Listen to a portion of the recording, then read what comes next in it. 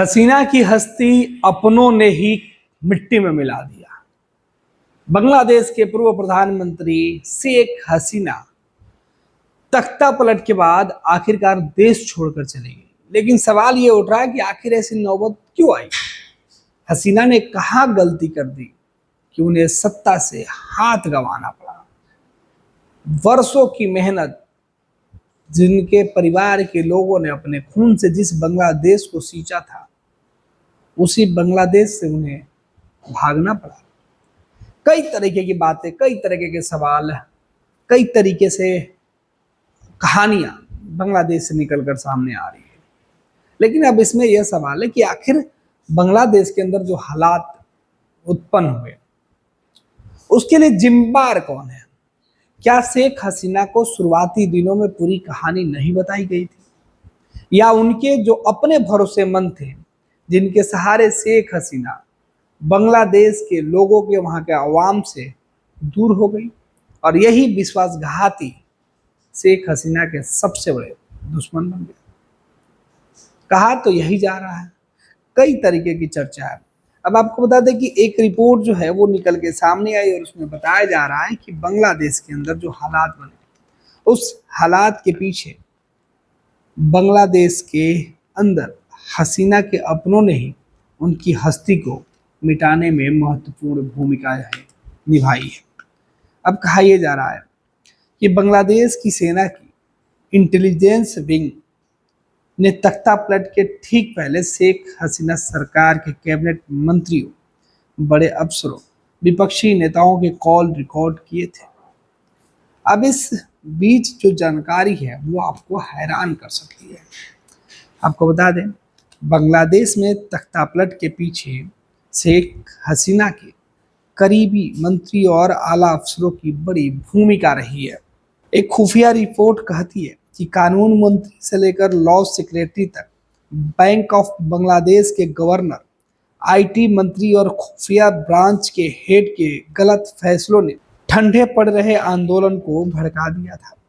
Mobile internet सेवा बहाल करना और आंदोलनकारी छात्रों से जबरन पूछताछ करना हसीना सरकार को बहुत भारी पड़ गया।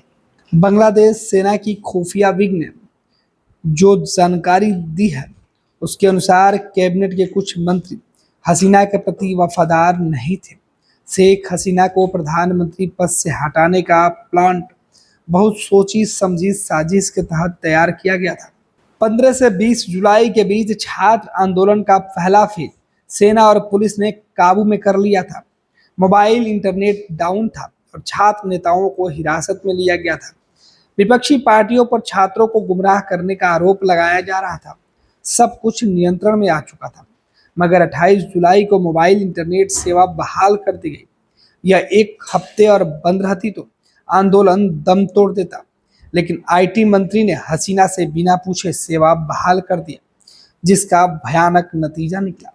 तारीख 28 जुलाई को दो लोगों के बीच फोन पर बातचीत होती है और इस बातचीत में बांग्लादेश के जो बैंक ऑफ बांग्लादेश के गवर्नर है उनसे और प्रधानमंत्री कार्यालय के जो चीफ सेक्रेटरी है पीएमओ के, उनसे बातचीत होती है।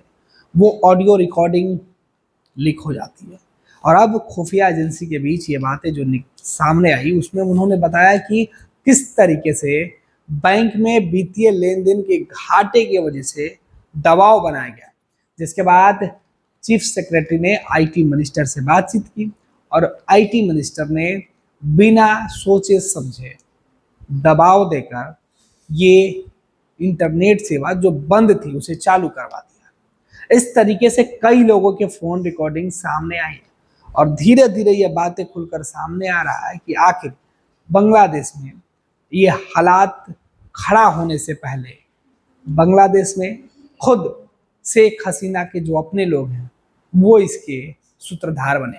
यही नहीं, कॉल रिकॉर्डिंग का एक और काला सच निकलकर सामने आया, जिसमें बताया गया कि बांग्लादेश के प्रधानमंत्री शेख हसीना को बांग्लादेश से बाहर जाने के बारे में जानकारी 6-7 दिन पहले ही विपक्षी नेताओं को मिल गई थी, क्योंकि कॉल रिकॉर्डिंग जो थी वो सबको पता थी।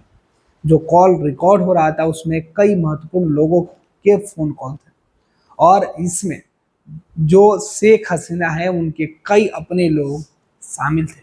और यही वजह है कि बांग्लादेश में तख्ता पलट में हसीना के अपनों का हाथ सबसे ज्यादा इस जो घटना है उसमें सने हुए दिख रहे हैं। फिलहाल कई तरीके की बातें की जा रही है, कई तरीके के दावे भी किए जा रहे हैं। बांग्लादेश में शेख हसीना जब तक वापस नहीं जाती हैं तब तक इस तरीके के कई कहानियां निकल कर सामने आएंगी। खैर, इस बीच बांग्लादेश के पूर्व प्रधानमंत्री शेख हसीना ने अलग अलग जगहों पर कुछ कुछ बातें करते हुए इशारा जरूर किया कि बांग्लादेश से उन्हें निकाल कर बाहर भेजने में या ऐसी स्थिति लाने में उन लोगों का हाथ है जो लोग उनकी ताकत से घबराए हुए थे।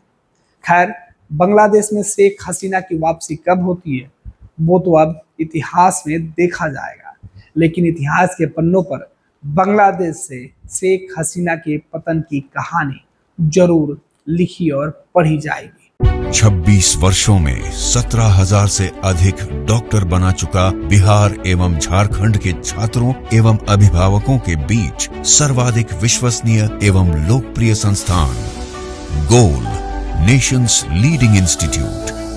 हमारा विश्वास गोल के साथ।